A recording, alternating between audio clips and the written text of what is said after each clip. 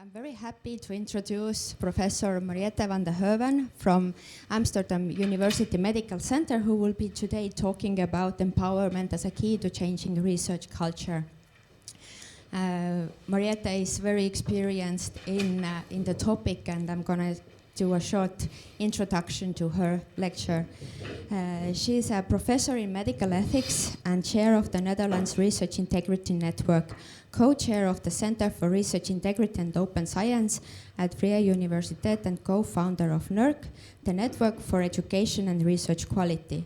She has coordinated the Horizon 2020 project Integrity, which took an empowering perspective towards training in RCR. I'm very happy to give the floor to you and looking forward to the lecture.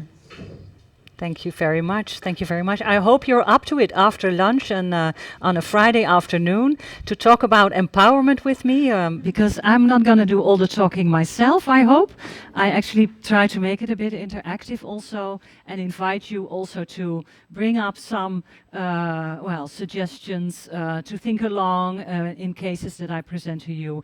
And I hope that you do not recognize too much of what I'm going to say, because it's not always a good thing if we're talking about empowerment, because if we talk about empowerment, we usually also talk about power and power dynamics and power relations. So let's see. This is going to be recorded, so there was one thing that came to my mind. What if you want to contribute, please do so without any names, or and if you want to share experiences that you had, also think twice about what you actually want to share. Okay. Let's get a quick head start. And Marie-Lisa already told that I have been a coordinator of a bigger program where we have been developing training materials where we took an empowerment perspective. And that's actually where this whole discussion and the topic of empowerment became much more a central focus also in my research. But I'm going to start actually the other way around.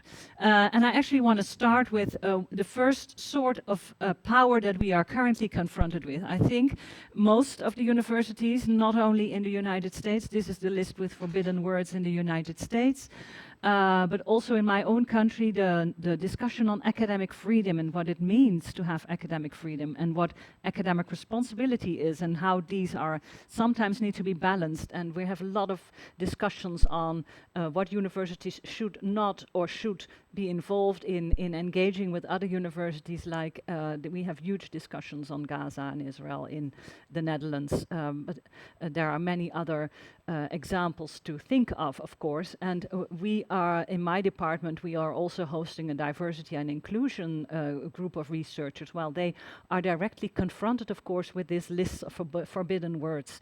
So it's very close to our own practices already that we are increasing to have discussions on academic freedom. And you could say, in a way, these are external powers also trying to lead and steer academic research, the academic performances, and also the academic governance in a certain direction. And that can be done with a lot of power, as we can see it, for example, now happening in the United States, where people are simply fired, where full groups of researchers are simply no longer find a place to work. There is no longer funding for certain types of research. So it's all becoming disputed because of a political movement that's ongoing. So that is an extreme external kind of power, and you also have more subtle ways of external influences, all sorts of influences you can think of course. So our politicians once try to mingle with who could be a guest speaker at a university. Well, is that up to the government or the politicians to decide, or is that up to the university to decide? And within my own university, we often take a dialogical approach, so that everything needs to be able to be debated as long as people are willing to also be open for discussions on other perspectives.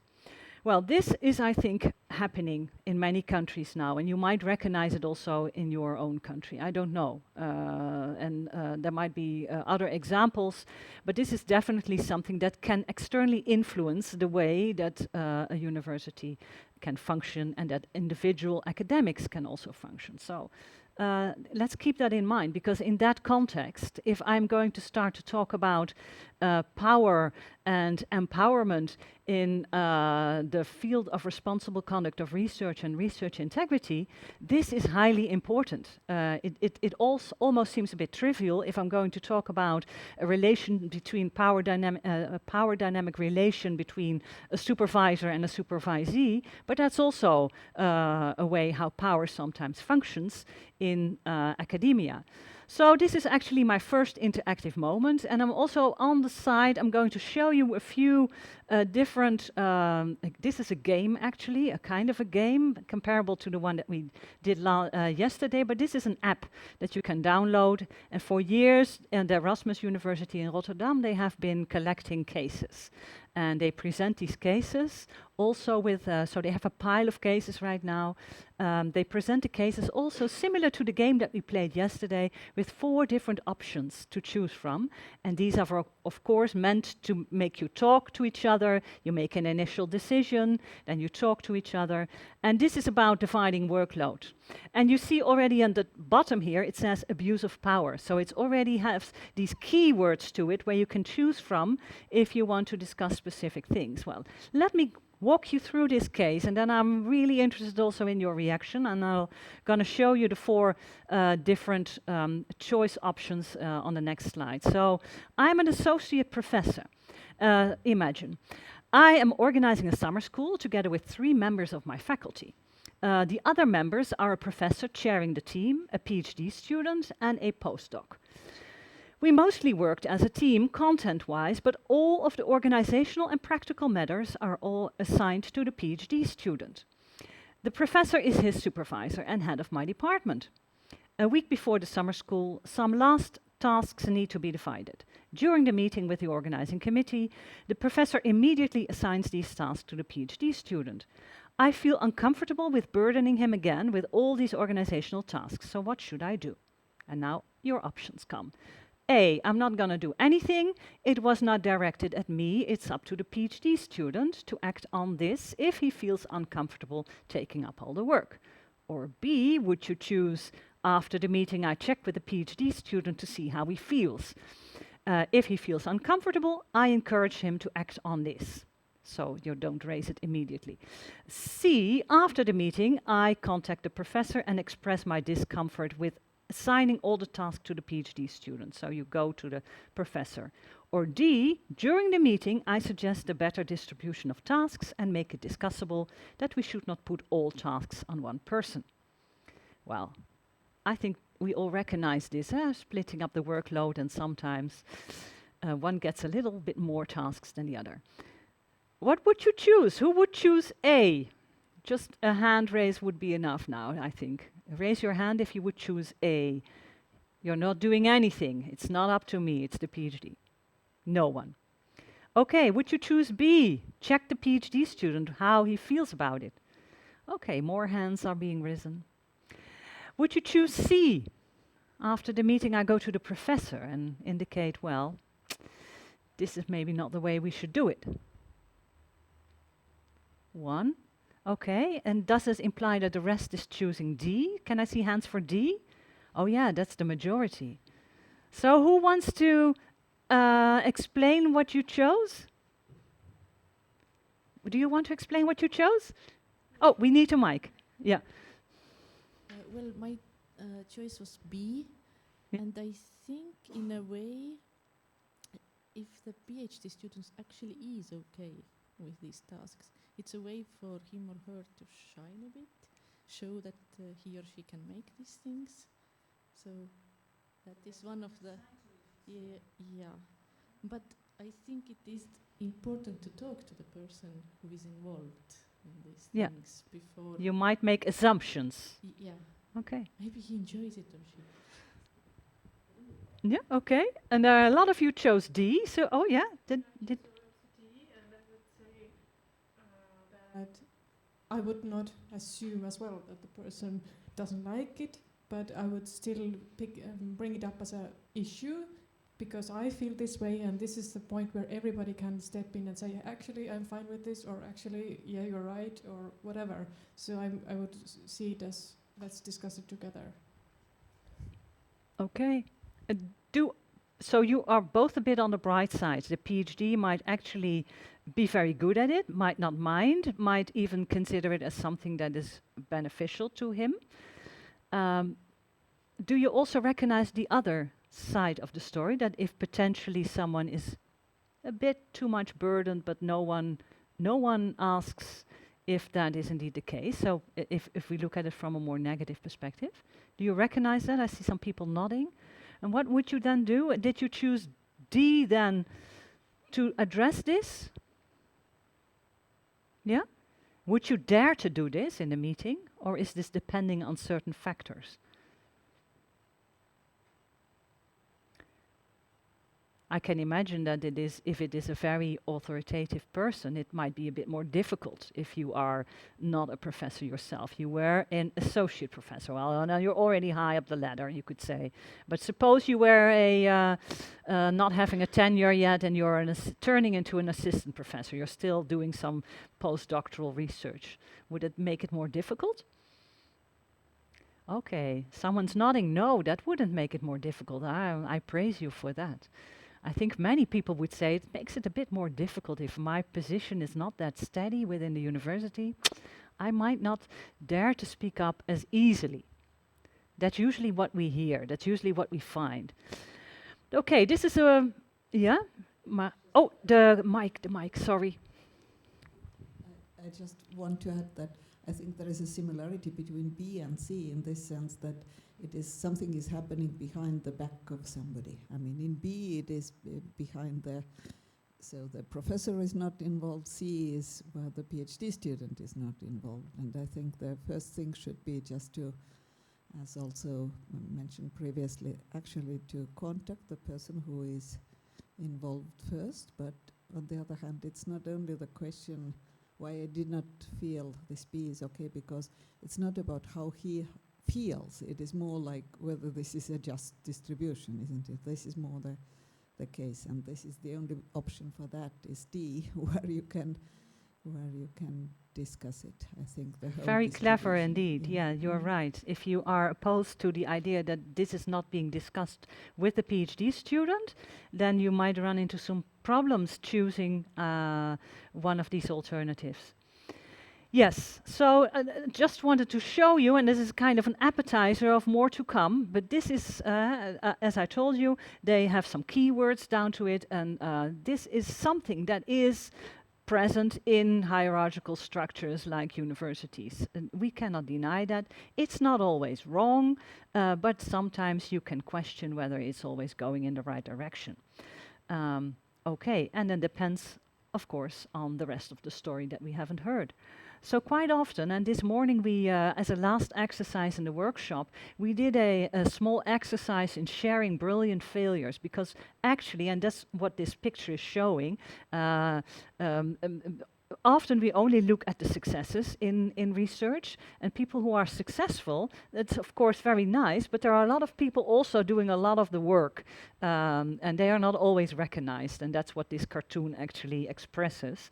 And if you read the case in a more negative way, where someone might be a bit exploited, then you can say, well, this is not the picture maybe that we preferably should have about academia. And more, for example, in my own university, we are recognizing also team research efforts. So there are awards nowadays also for team research. And I think that's only fair enough, because it's not always that there's, well, quite often, especially in the life sciences, it's hardly just the task of one person. It's usually teamwork. But we are in a system, of course, and that's also another kind of pressure or external power, you could say, where many of the careers of people in academia are valued by the metrics of journal articles, for example, and the number of grants that you are able to successfully receive. So we talk about journal impact factors, and we talk about the number of citations, and that's in some of the disciplines highly important. But also, and if those metrics are quite decisive, people will also start behaving according to these expectations of metrics. So people will try to champion everyone else in citations. They will try to champion by being able to publish in the highest ranked journals and strive for the highest impact factor. That's how the system works. But I think most people, both juniors and seniors, might sometimes feel squeezed by the powers of that system and do not always know how to escape. And that's a different kind of power that is playing a role, because the professor might suffer from the same as the associate professor as the PhD student. They might not have that much influence on these metrics either. Or if you are really influential, you are an editor of a journal as well, and then you can influence that a little, or you have friends in good places, then you might influence the metrics and be accepted more than others. Or if we think that the Matthew effect is really highly relevant in getting grants, and I think it is in some ways, then if you have been successful in the past in obtaining grants, you'll probably be more successful in the future. Well, that's a way to influence the system. But still, the powers that determine, that's how we often frame it and see it. Well, I told you yesterday already about this feeling that many people have, that we are actually working in a system where people experience it as a kind of a publish or perish kind of nature. I remember when I attended the first World Conference on Research Integrity in Hong Kong, actually the chair of that conference, a Chinese professor, she immediately admitted this, that they should indeed publish or perish, and it would even go one step further if, as a Chinese at that time academic, you would publish in an international journal, you would even gain some extra money. So it was rewarded very explicitly, and that's an incentive. And when we were playing the game yesterday during dinner, I already mentioned that there is actually someone, and this is a picture that I took from a article in Nature, that someone has developed a card game on publish or perish. So I've never played it before, but I'm certainly looking forward to play this game. But it's a lot of power play also. It's an external kind of power play that is internal to the system of academia. And more this is being debated, whether that's the right way to go. Now, if you're up to it, I'm going to show you a video where the power play is taken one step further. And carefully watch it, and then I will hear your reactions. This is actually a video that we produced as part of the Integrity Project. It's a project where we developed a lot of training materials, and we developed this as part of a dîner pensant, so you see a cutlery also appearing. That is because we put this in the context of a work dinner. Okay, let's see if I can get it going.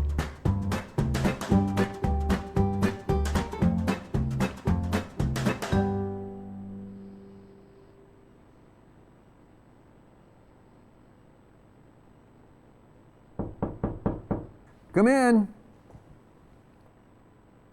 Thank you. Sit down. Thank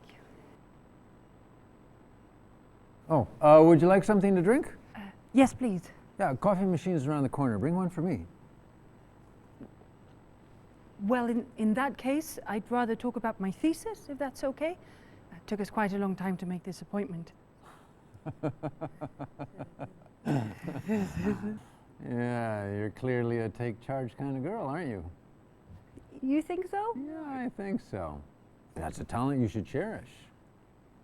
You know what? I just had a brilliant idea. I'm looking for someone who can take the lead in the organization of the upcoming conference. Is that something you aspire to? Well, I normally would, but at the moment I'm still snowed under. Well, let me at least introduce you to the team. Are you available this Monday? Monday. I don't know. I'm quite busy. Of course you are, but don't miss this opportunity, darling, please. It might be better to ask Peter. I think he would absolutely love it, and he's more internationally focused. Now, Peter is busy writing his thesis. I promised him I wouldn't interrupt that. No, but Peter is also really, really good at organizing, much better than I am. Don't be so modest. You're such a talented girl. Okay, well, I guess I can make some time. Good. It's Monday from 10 to 2. 10 to 2. Oh, and by the way, let me tell you, I was very pleased with this version of your thesis. You were? Yeah, I was. But at the same time, there's still a lot of work that has to be done to it before it's ready to submit. Okay, could you point out exactly what, please? Yeah. It's a bit much to point out all in one area. It's more the underlying questions can be framed more precisely. Sometimes I think you can be more to the point. What do you mean exactly? I wasn't completely convinced by your arguments. Which one? All of them. Oh, you know who's an expert in this field? Professor Kreis, and he's going to be one of the speakers at the upcoming conference. So maybe I can get the two of you to meet up. I mean, it shouldn't be a problem now that you're organizing the whole thing. Well, I'm really not sure how much of help I can. Well, you know what you can do? You can start by making copies of the agenda. Look, the very first thing that we're going to be discussing is the state of the field. So exciting. Yeah.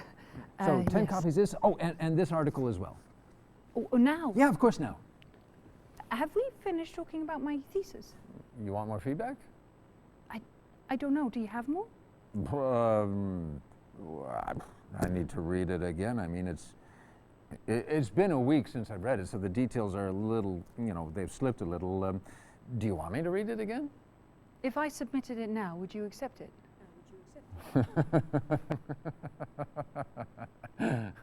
You're not one for aiming low, are you? Of course not.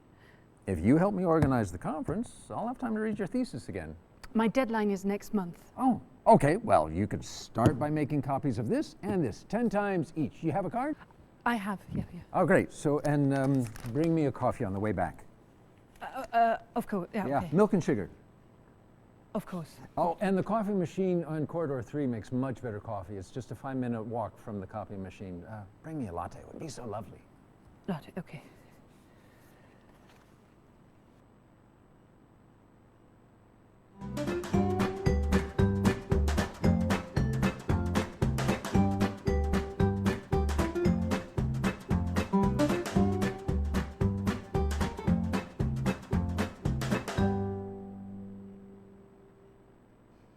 Simple question to you now.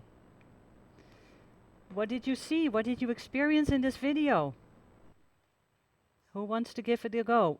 Wait for the mic. Do you want to say? Did you want to say something? Oh, okay. Oh, you just want? Yeah, please. You asked what we experienced. Yep. I experienced this discomfort. Discomfort. That's the first thing. Yeah, just watching this. Yeah, and where does the discomfort lay in? Well, obviously, the treatment is not fair. The communication, everything from the moment she walks in, it's the hierarchy. There's no chair, Yeah. giving instructions that are basically not possible to fulfill. Yeah, and she tries not to. even reading the thesis probably. And there's a lot of things. Yeah. It's a script that we wrote on purpose, of course. Anyone else?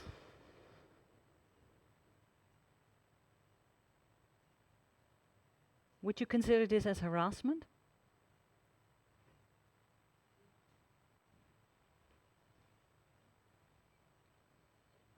I see some people nodding, but not everyone.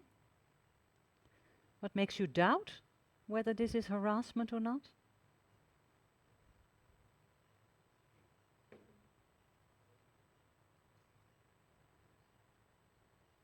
Margit, do you want to say something on that?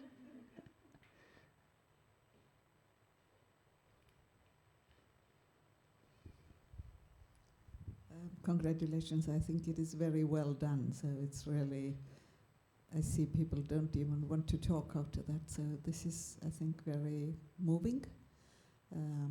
You start to pity this girl and hate this man. So Yeah. this is what happens, I think. And yeah, as you said, it's not professional, it's not fair, and it's very sexist. So there are all these levels that you could just think. I think this is a lovely thing that comparing two students, Peter and this girl, that Peter needs to finish the thesis, and even this claim is spoken out. I think this is very a good sign that here it's only because of her gender that she will be asked to bring coffee and to help, instead of just thinking fair treatment. Then of course that there is an absolutely disbalance between what is one interested and what is the other interested, and I think also saying that it took a long time to get this appointment. The girl comes in with an expectation to get a lot of feedback. Instead of that, she will be ignored, and her expectations will be ignored. And he starts to think about what is his interest instead of just doing his role as a supervisor. So I think it's very, very good. So you don't need to have a big booklet about what it means to be a good supervisor. This is quite helping. Thank you. Exactly. We use this video exactly for this purpose, to discuss supervisor-supervisee relationships. I must confess that initially with the script, we thought to choose a woman professor as an actress for the role. And we ended up with a male actor who has a very dominant voice. And the script always said something about coffee, but the way that he is pushing this is it's extreme. So indeed, he's completely ignoring all the things that are important to this PhD student.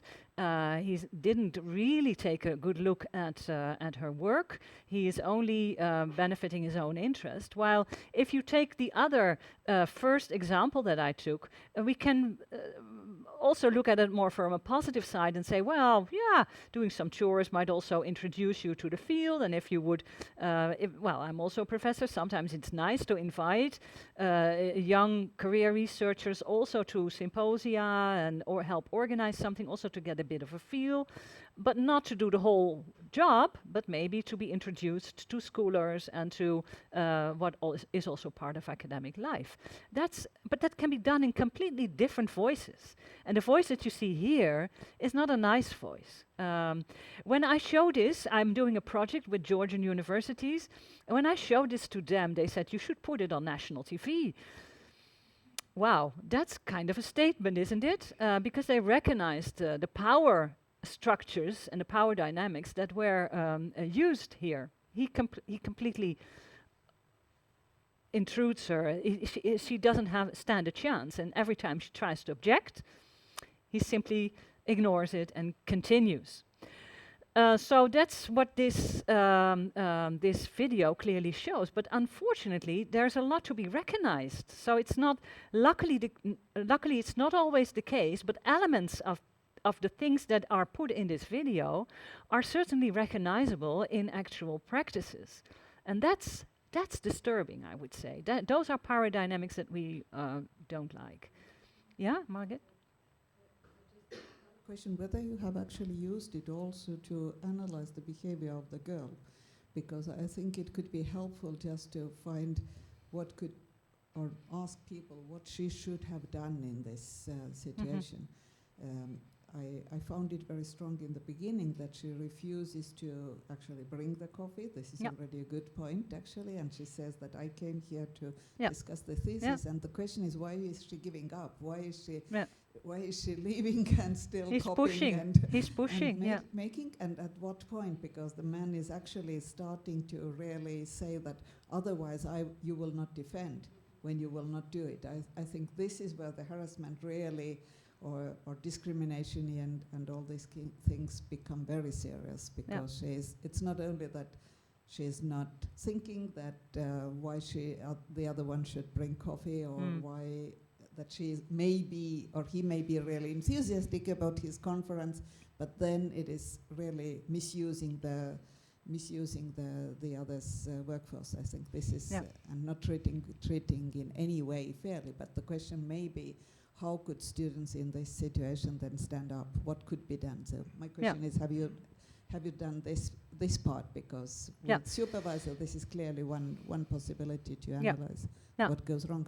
Yeah, so what we actually do when we use this case, we ask for people to react. What do you see? What do you experience? We pick up those elements, and then in a conversation, we also try to come up with, we compare it also with your own practices. We always bring it back to the question, do you recognize this in your own practice? And what elements do you and don't you experience? And do you have a suggestion what should have been done? And can you give an advice to the PhD student in this case, but also an advice to the supervisor in this case?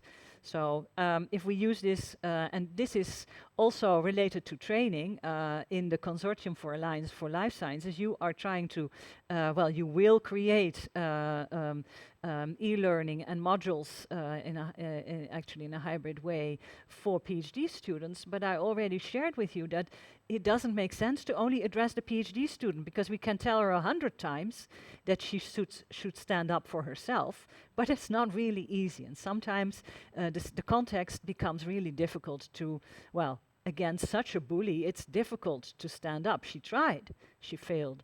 We have other videos where this also happens, where there are two males actors, and the one says, oh, there's a guest author now, there's a name on the list of authors, and where does he come from? And then the same actor, actually as a professor, acting as a professor, says, well, we have written and we have unwritten rules. And that says it all. Don't question my choices. I put the name on the list, and you don't have anything to say about it. Well, that's also power play. But it plays out differently, because the actor in this case of the other scene is actually responding to this and said, well, this is going against regulations, and shouldn't we do something about it? So he is more stubborn in his rejection. And while she is completely puzzled in the end. You see her like, how did this happen? How did it end up? Did I end up organizing the whole thing and getting him coffee 5 minutes to walk away? Doesn't make sense. Okay. What the nice thing about such an exaggerated script, how it plays out, is that it really helps people to start talking about these issues. Because that is one thing that we are missing in academia, and in the Netherlands we had huge debates on this. And maybe you recognize this also in your own country. There has been a report from the Dutch Royal Society on social safety. And this actually, here you see how responsible conduct of research and doing research in a good manner with each other is also closely related to issues of social safety. And the power play that you inherently have in the hierarchical organizations can play out in such a way that it's no longer socially safe. So this is an interesting discussion. And what has been pointed out by this report is that we are confronted with often not single, but more systematic and structural leading to feeling unwelcome, intimidated, and excluded. So it impacts the well-being on the academic work and careers. People's well-being is really at stake, and we find this in several surveys that have been presented to academics in the Netherlands, but you also see it in an international context. That this is not a single professor doing this. He is nourished in a context where he's not being stopped. And people, how do you stop this? You need to file a complaint, and then you need to whistleblow on someone, and that's also a very something that you need courage for to do this. It's not always easy to end up in such a process, and you need other people also, maybe of same or superior rankings, who will also address this to people. Well, working in a medical center, we have examples of this in our own medical center in Amsterdam, and now we are having discussions about bringing all these supervisors, including the ones who are the stubborn old persons, and claiming that they are so experienced in supervising PhDs, but at the same time complaint after complaint is being filed about them, that they should also all go to mandatory training. If that's going to help, I don't know, but at least we can try to change a bit of the culture, and that's where I'm focusing on today in my talk. So what also is known from this report is that many people who are being harassed, who are the victim of power play, start doubting themselves. Am I seeing things correct? What is happening here? Did I do something wrong? Why this was evoked, this reaction? No, that's the world upside down. We also know that the people performing, or the gender performing harassment, is more frequently males, but because they are more in the higher ranked academic positions also. So that is directly related. So 78% of the reported cases are about males harassing mostly females, and then 18% of the cases female is in the lead and harassing others. So it's often related to the academic position. In 70% of the reported cases, it's about a supervisor or about a manager. Well, these are disturbing numbers, but we already knew that a bit if you are working in academia and you're not working in a nice environment. And actually, we very recently have been conducting a interview study with researchers in all ranks, so from PhD up to the heads of departments in the Vrije Universiteit in Amsterdam and the Amsterdam Medical Center. And we were focusing on how we can foster a positive research culture, but we actually heard a lot of stories about how things sometimes still get very wrong, and people talk about toxic research cultures. And that's not okay. A recent study at a technical university Eindhoven also revealed why many PhDs are actually leaving academia. Many PhDs don't feel welcome and feel burdened, and their well-being is damaged in such a way that they don't see a future for themselves in academia. So she did a study on this, and she got a lot of attention. And if you see, well, I just took this out a few weeks ago, and it already has a lot of citations for something that is being written in the meta-sciences, because we're talking here about meta-sciences, people doing research on how research is being done. And this is a disturbing picture that she actually sees confirmed, because she has seen this in other studies as well, and she did this study at her own university, and it's the same picture all over again. And that's, well, might be something that you want to work on, that people don't feel welcome, that people feel exploited, ignored, and this has consequences for their own performance and their well-being. So if we talk about harassment, well, we talk about scientific sabotage, people simply being ignored sometimes. Your ideas and your expertise are made invisible. You are not the one that they ask for anything. It can be sexual harassment, that's one that is most well known, but it can also be physical and verbal threats. So the like, do we understand each other, or there are written and unwritten rules. The way that I say it is already a verbal kind of threat, you could say. Denigration, talking low about other people. Exclusion, not including people in your research, while we get to know more and more about how all sorts of groups, not only gender, but also minority groups, feel completely excluded sometimes from the academic debate. And also if people have special needs, these are problematized. These are examples. So the picture is broader. The picture is broader with types of things that we count as harassment and bullying at the workplace than we initially tended to think. So there's a lot of room for improvement, and this is from a Nature article where they also ask, oh, is it about, do you want, okay, okay, okay. So there's a lot of room actually for improvement, and this is a Nature article where they have been asking about salary and job satisfaction. They ask about, have you experienced or observed bullying, discrimination or harassment in your current job? And this comes from 2023, actually, these numbers, and you see that experience, 27% says yes, 70% says no, luckily, but 27% saying yes is already quite disturbing, I would say. And did you observe it? Yes, at 32%. And if you answered yes, which of the following have you experienced or observed? Well, the most frequent one is power imbalances.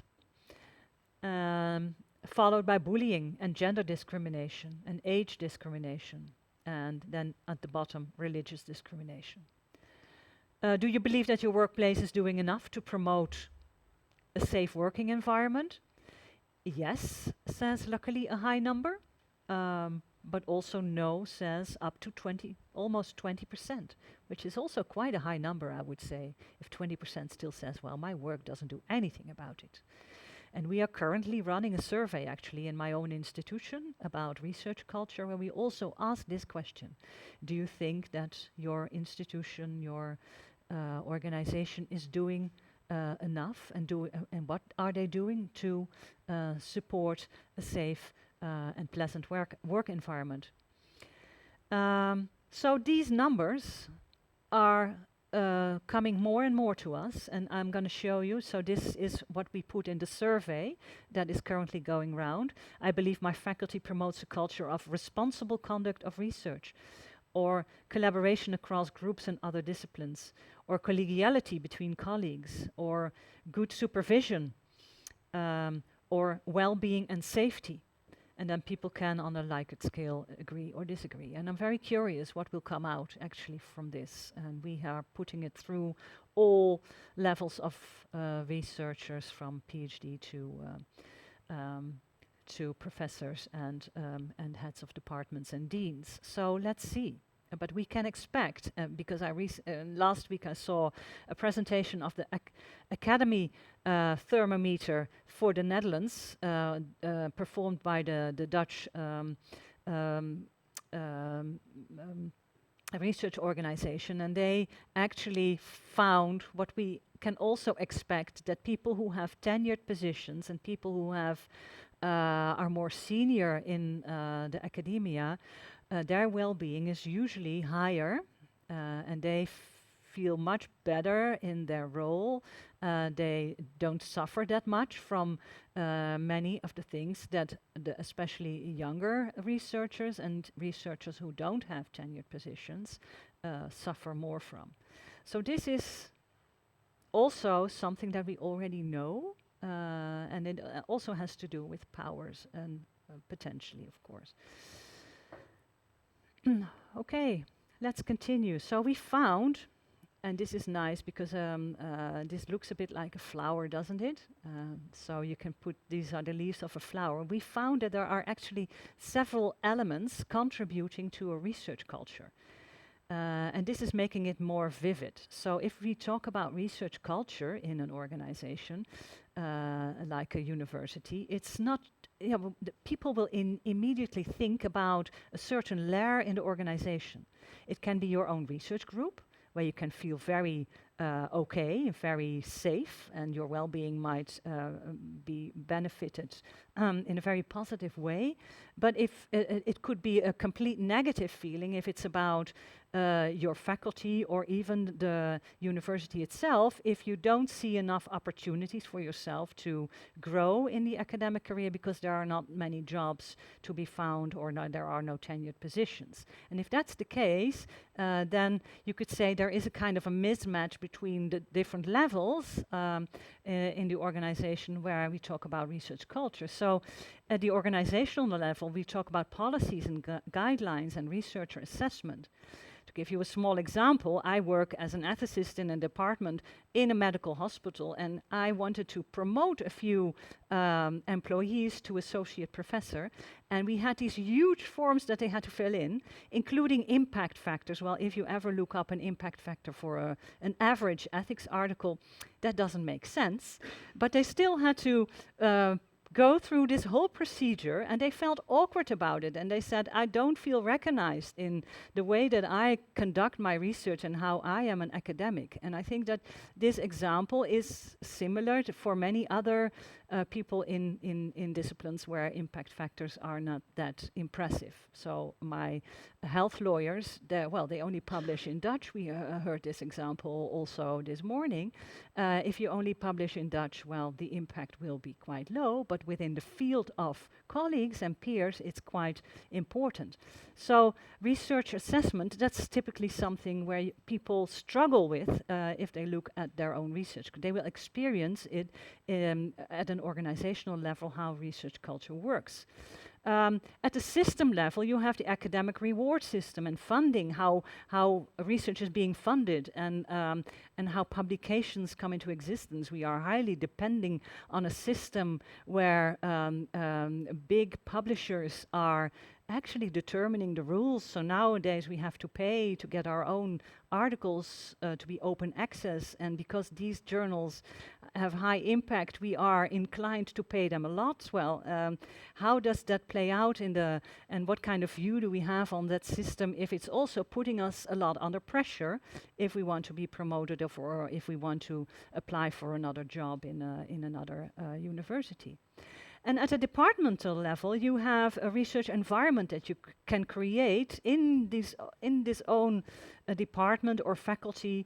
You have specific commonalities and cultures on how supervision and leadership is being organized, if people are stimulated to collaborate together or not, and on social safety and power dynamics at the work floor, you could say.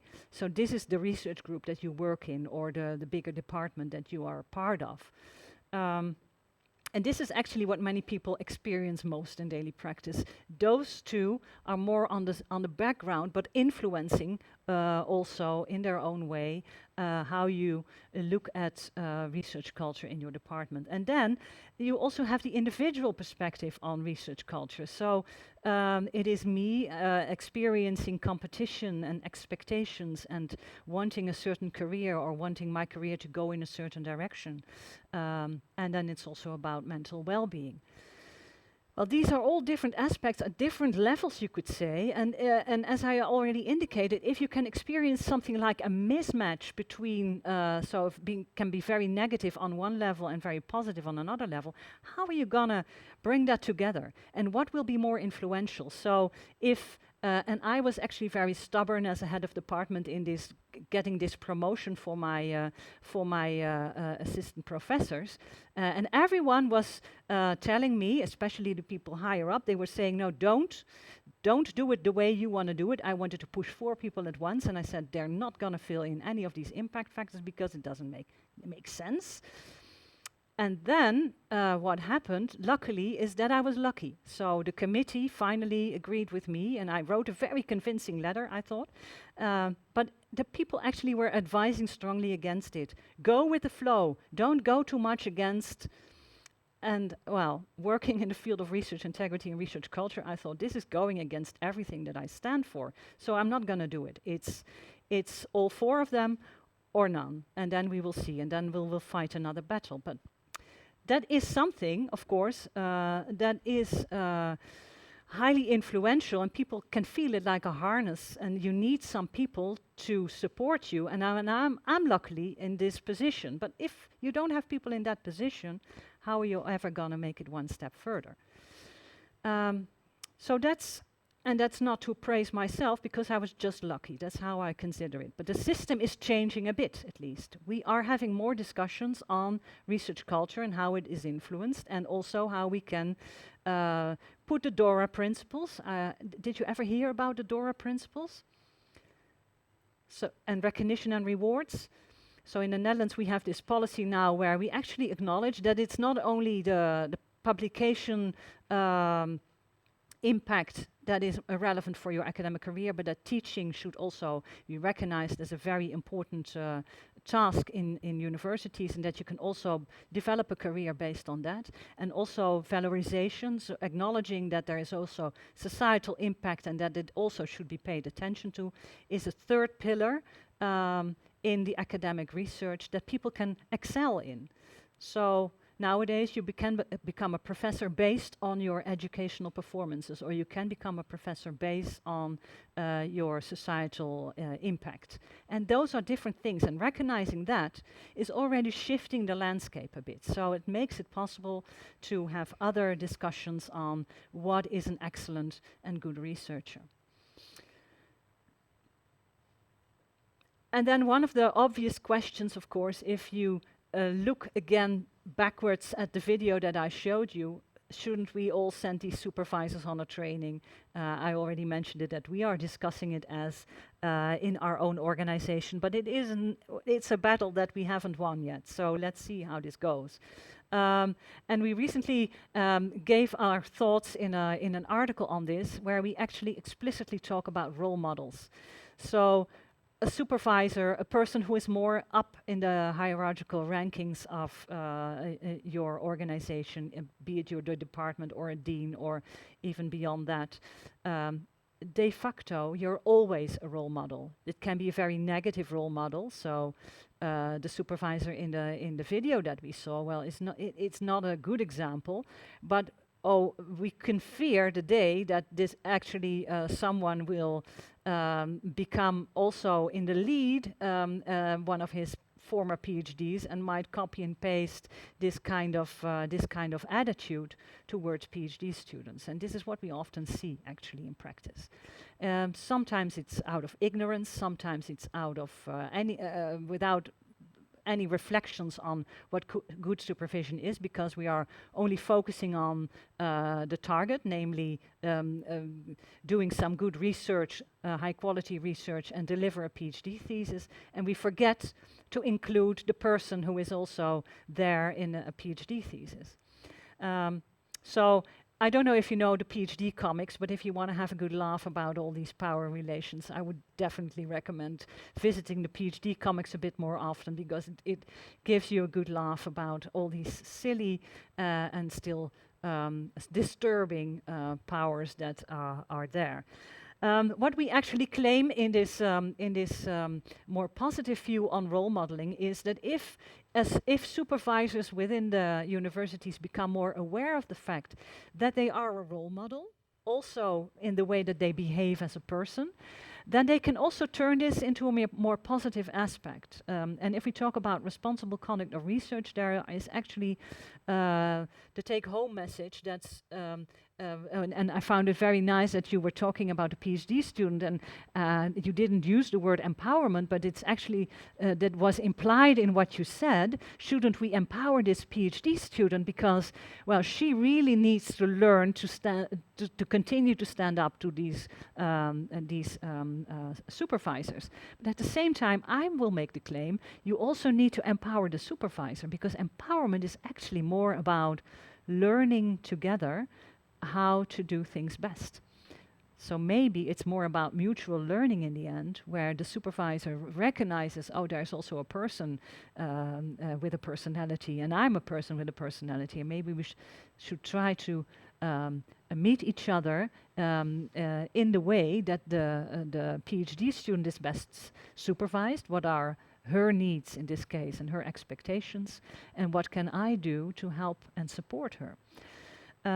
Also with regards to responsible conduct of research, we see a lot of, that's the second aspect actually, we see a lot of developments at the moment where you see an increase of ethical standards. So more and more research is by default now going to be checked by an ethics review board. If you conduct any research with human subjects, you need to go to an ethics review board.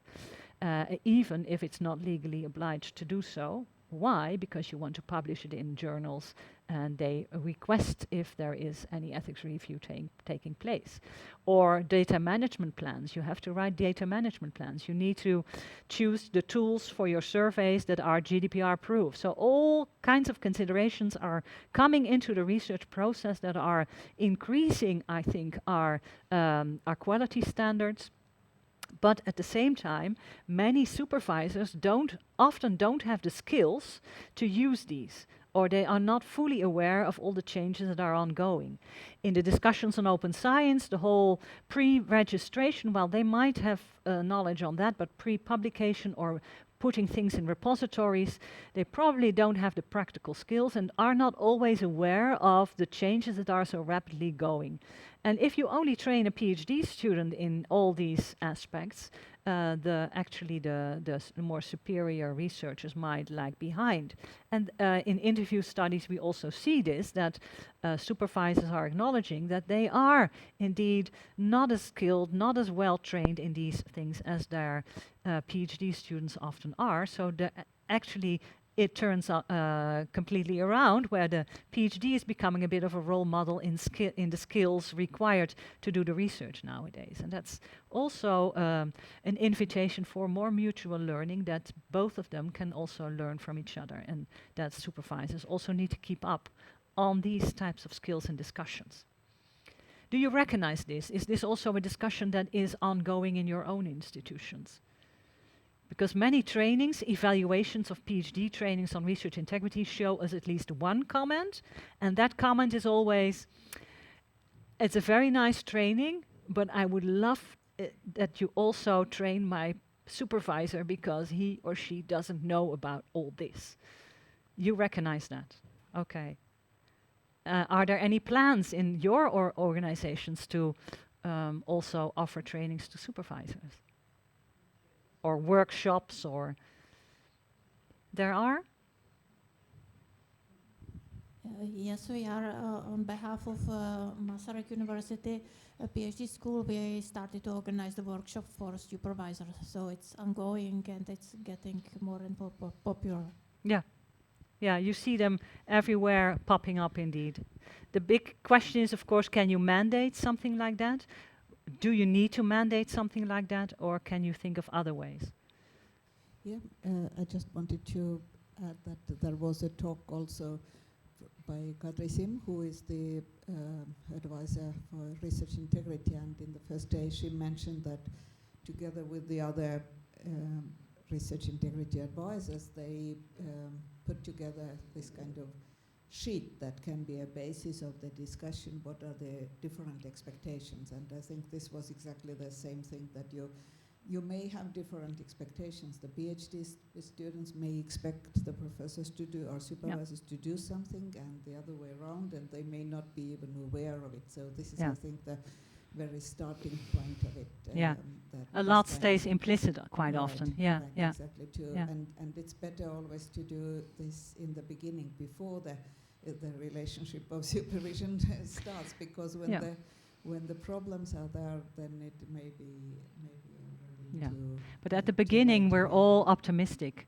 And we have these forums where there are actually explicit questions for the PhD and the supervising team to address. Questions like, what are your expectations of supervision? And what are your expectations of the PhD? And how are you going to navigate and mitigate any issues? Usually what happens is that the PhD simply fills in the form and says, I like monthly meetings, and that's about it. So you don't have discussions. So every time that I enter a new team, I try to point it down that we really should have a discussion at some point about this, and not just fill in the form, submit it so that you are acknowledged as a PhD, because that's how we usually do this. Yeah, Mariëtte. I just wanted to add what Mariëtte already said, that the expectations table that we have in the University of Tartu is really new. And since now I have my first PhD student, we carried it out. It took a lot of time, but it actually is both sides. So you as a supervisor indicate how you see something happening, how often, who is responsible for what part, how you distribute the work. and then the PhD student also carries it Yeah. carries it out like blocks, and then you see whether you have similar or different answers. So, for Yeah. example, let's say who is responsible for the whole project, then either supervisor sees it's a PhD student and PhD student sees it's a supervisor, then you already see a discrepancy in expectations and you can deal with it. And the other thing, like, for example, who is an author, how do we distribute authorship, who is the first author, all these elements are already in there. So if it's used and if it's carried out, and I have heard supervisors carrying it out, it usually takes an hour or even more to go through this exercise. But that's a nice example, I think, and there are more examples going round. So we have these midterm reviews now. Yeah, there's another, we have these midterm reviews now. After 2 years, an independent person is going to talk with the whole team, and also separately with the PhD students, so that things can be said that are not to be said in or cannot easily be said in the whole team. Yeah, and those are, I think, incentives that help to open up. So yeah, yes, please. Yeah, I just wanted to kind of maybe ask about that. I have been using this expectation sheet for years now, and I think that actually when you do the traineeship about becoming a supervisor here, then our education department does a very good job in introducing all these kind of things. But my question actually is that you have to be aware of the fact that you are also in a position of learning as a supervisor. Yeah. And this means that maybe people like me who are aware of that I'm not like the brightest or the smartest in this relationship, go to these courses or trainings. Yeah. But So if you mandate them and obligate everyone to go, you are... Yeah, exactly. So to make it like an obligation is the only way to... But it's not easy. So it isn't easy, yeah. But if within the organization where I work, there are already so many trainings that you need to do. So the whole idea of professional learning, lifelong learning is already much more embedded in the organization where I work. But if that's not the case, then you have it's a hard time getting something done. Changing the culture can also be done in different ways, of course, but it takes more time. And then it's up to organizing at the different levels in your organization, maybe at departmental level, faculty level, institutional level, all sorts of... I will show you also a play that we are currently now preparing to actually perform at the different faculties to get people talking and open up on these issues. Because indeed you need to realize that we're all trying to learn in supervision, but also in content-wise, because the things that are being researched in the PhD are also not known. So you don't know it all. You know, you are a bit more ahead, maybe, but you don't know it all. Yeah, that's all true, I guess. Yeah.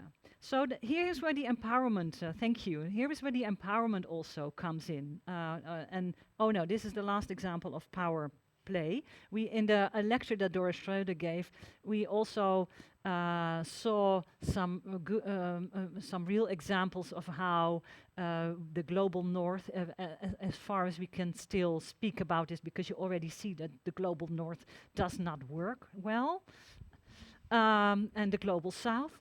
But that there is a big division in the wealth and distribution of research responsibilities and research opportunities, which are often more better in the global north than in the global south.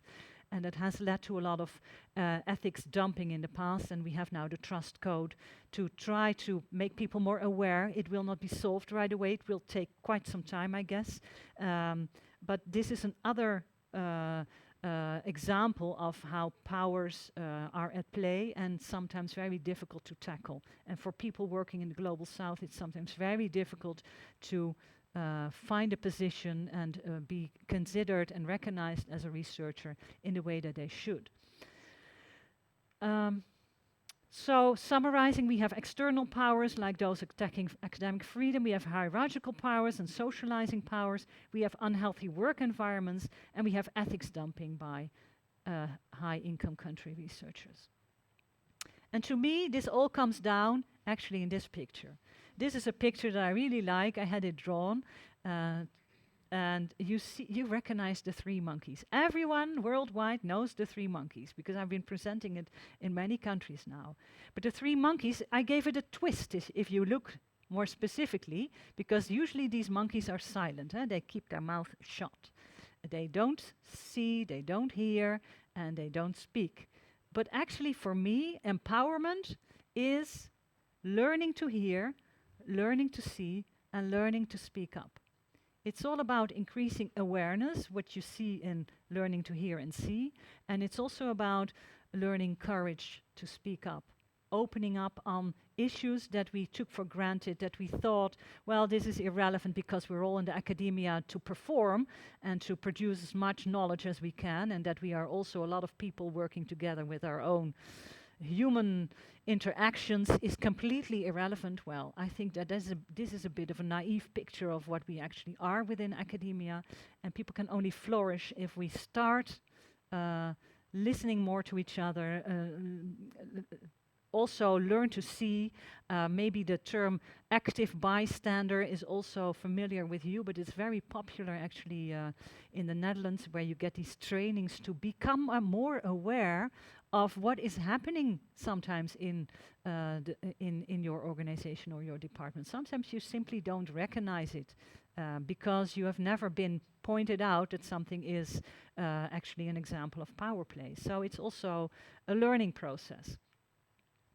And where does this come from? These three, Freire actually, Paul Freire has never used the three monkeys, nor did he ever use the word empowerment, but he has been a very influential writer he has been positively influencing actually many disciplines throughout the years, but also in the field of education, because this book of Pedagogy of the Oppressed was actually a book on education, and he wanted a radical system change in Brazil, where he was living at that time.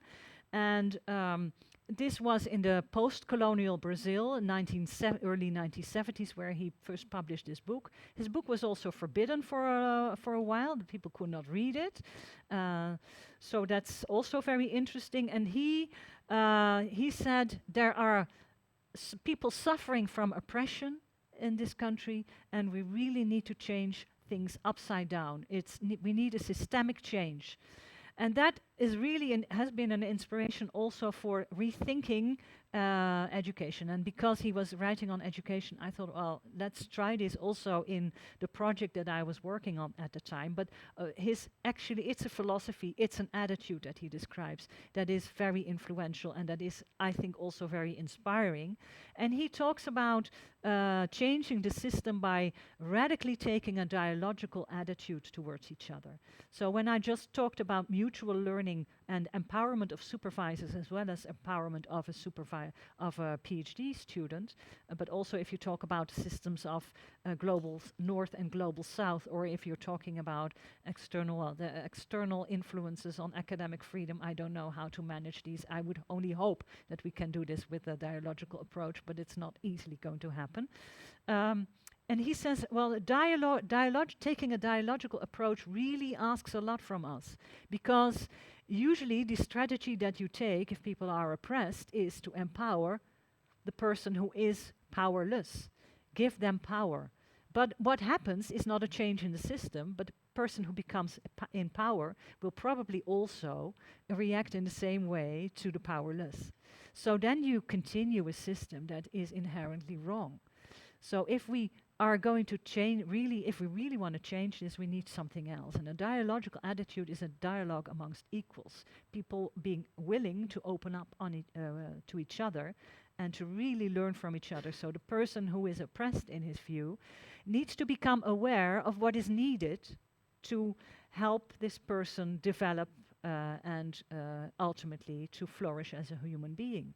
And the person who will educate this person needs to listen really to the needs that are being defined by this person, and also open up the possibilities of education to the person who is oppressed. Well, I found that a very inspiring idea, and he does say one does not liberate people by alienating them. Authentic liberation, the process of humanization, he says, is not another deposit to be made in man. Liberation is a praxis. It's something that we have to learn, and it's something that is takes a lot of practical work. The action and reflection of men and women upon their world in order to transform it. It's a process in action.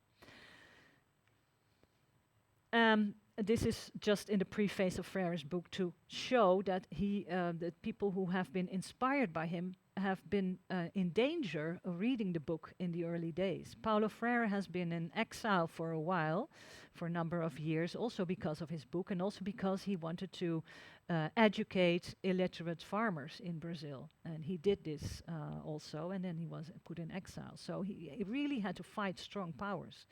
So that's also an inspiration if I think about these very strong power dynamics that I was just showing you, the ones that make supervisor-PhD relationships seem almost trivial, while this is also very influential in a person's life in the academia. So in this integrity project, what we did is actually try to translate this idea of empowerment into a competence profile, and we gave it 5 kind of fists, rules of fist. And we said, well, if we are going to define empowerment, then it should be about capacity building. It should be about building the capacities of researchers who are functioning in collectives in institutional and systemic contexts. So people who have been adding to this debate on empowerment also pointed out it can never focus just on an individual. It always needs to look at different levels, because empowerment systemic change cannot be reached by simply teaching individuals. You also need at different levels, and I showed you this flower on research culture for this purpose also, that you recognize that research culture is also at different levels highly relevant, and I think that capacity building should also be aware of that and take that into account. It is about learning to take control. So if you are training individuals, be it a professor, be it a PhD student, be it an undergraduate student, we even developed things for high school students, to be honest, they can learn to take control in their own study path. So the phase of study where they are at, we can help them to learn to take control. For example, we have been having lots of discussions on free riding that many students always recognize. You give a group assignment and there will always be at least one who doesn't do the job well. And most students are quite loyal to each other, so they will not complain until it really goes into trouble and they think, well, I cannot get a good grade because, and then they come to the coordinator teacher. And then we actually came up with assignments that helped the students to address this fairly and honestly, openly with each other. How do you say to your fellow student, you are free riding, you're not doing what you should do?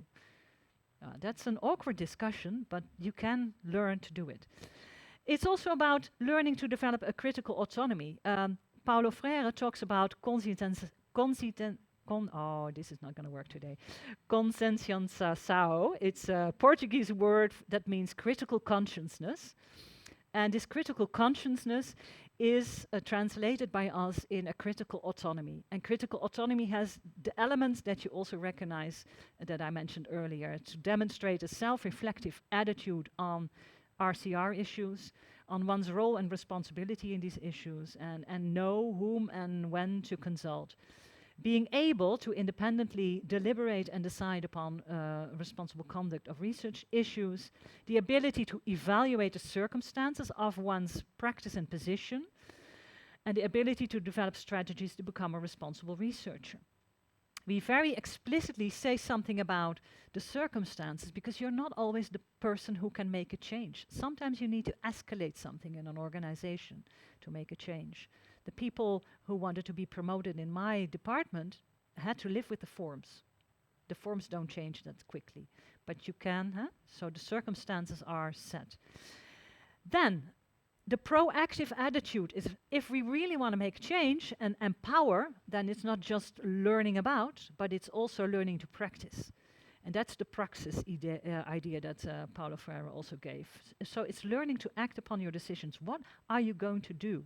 And how are you going to do it? So sometimes a training on responsible conduct of research is not so much about the topic of research integrity.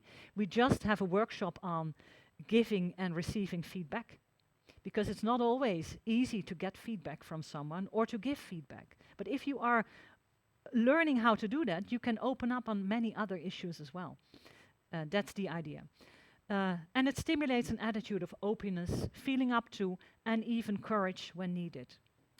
Sometimes you need to be a bit courageous, and that takes a lot from you. And then, well, those are the, oh, let me turn back. So those are, this is the template that we actually worked with,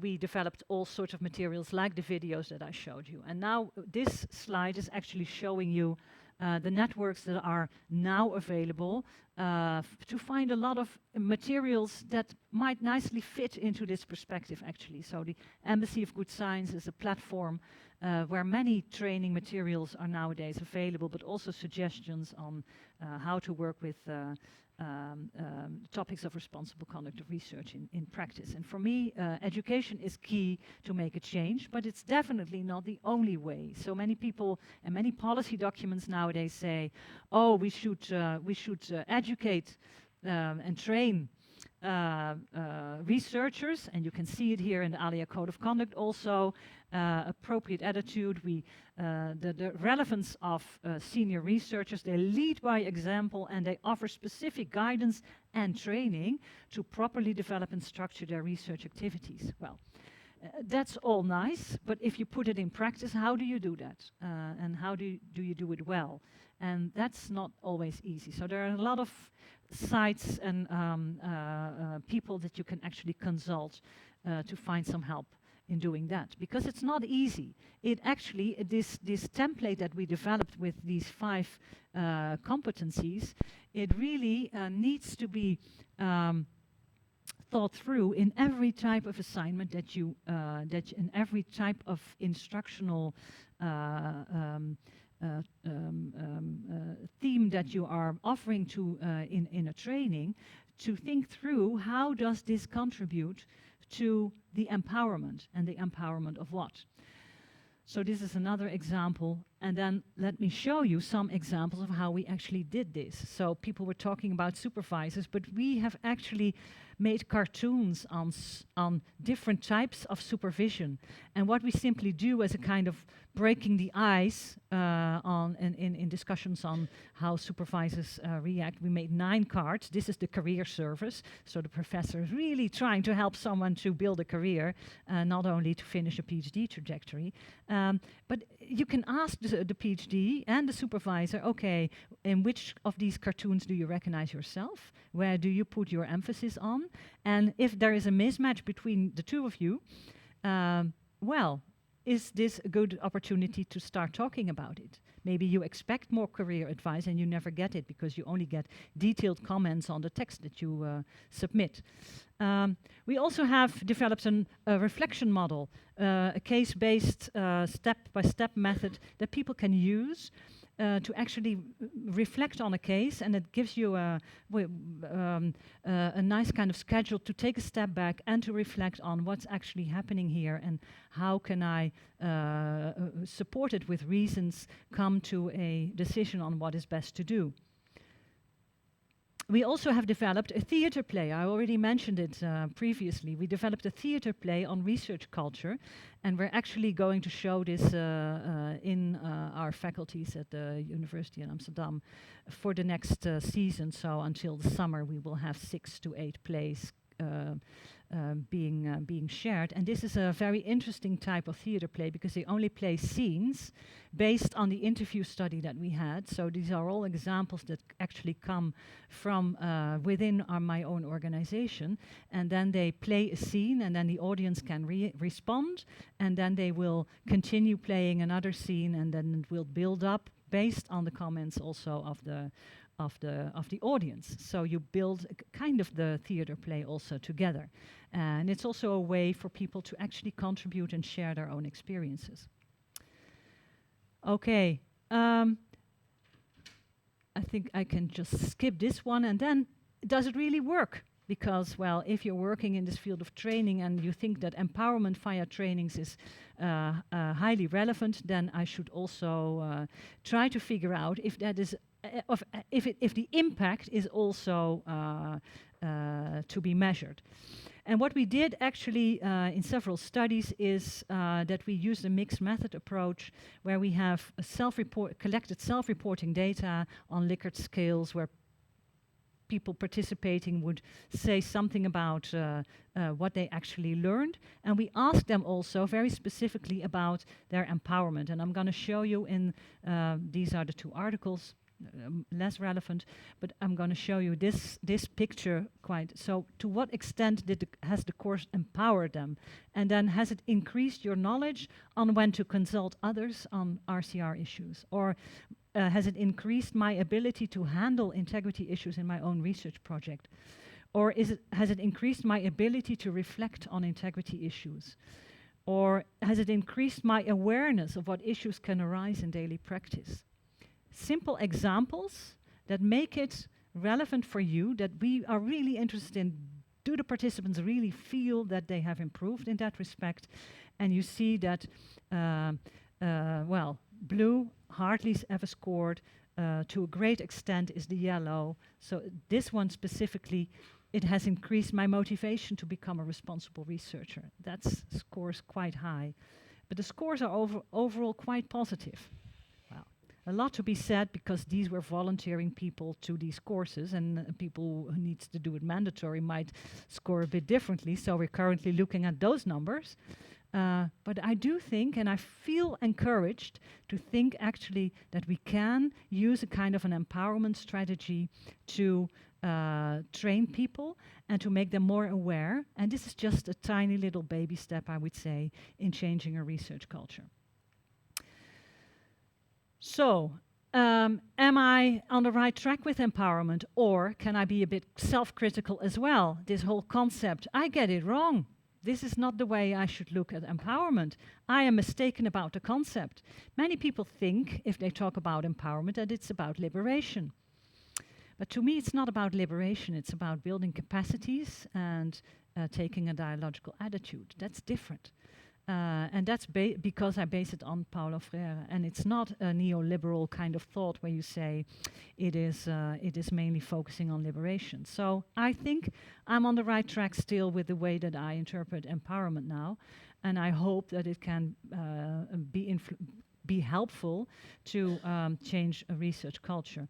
Is it also inappropriate to use this powerful concept, this powerful writer who was actually fighting systemic oppression in a post-colonial country in a context of academia?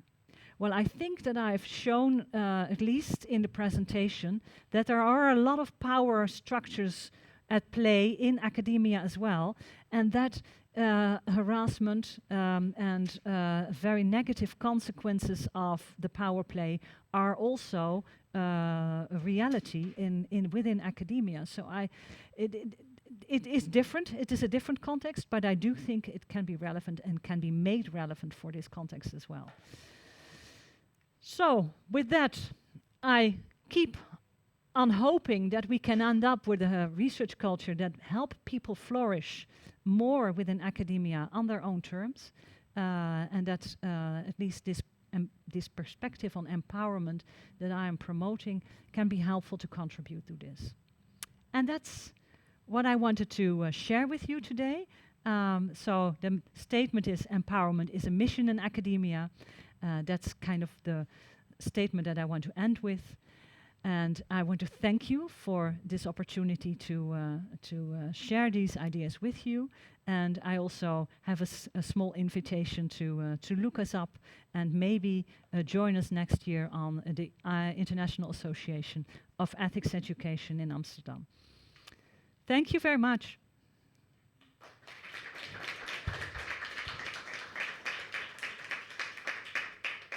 Thank you very much for very empowering presentation and all the thoughts you have presented here. It's a possibility to ask questions now. Please let me know if you have any questions. Until some hands raise, I actually have 2 questions. One of them is about, I really like the dialogical approach. This is also something that we are working in the Center for Ethics in Dialogic Communication projects, which also is openness to dialogue. But I was just wondering your thoughts on it, because dialogue also needs special skills. It's not something people are born with. So it's like with communication. So communication researchers know that communication is more than just speaking. So what about the special skills? Are you somehow training them in your own institution? For example, I don't know, moral imagination, taking another perspective, anything related to that? Yeah, so for us it is closely related being working in an ethics department with things that we are already doing, and we try to expand on that. So we have moral case deliberations that we conduct quite a lot, where perspective taking assignments are quite relevant, but also learning to share in groups things that are not always easy to talk about moral issues and how people look at it from different angles. Also to take a step back, be willing to take a step back and reflect on it and not immediately jump to conclusions, but try to explore what's underneath together, because you can learn a lot from each other. It's not only the perspective taking.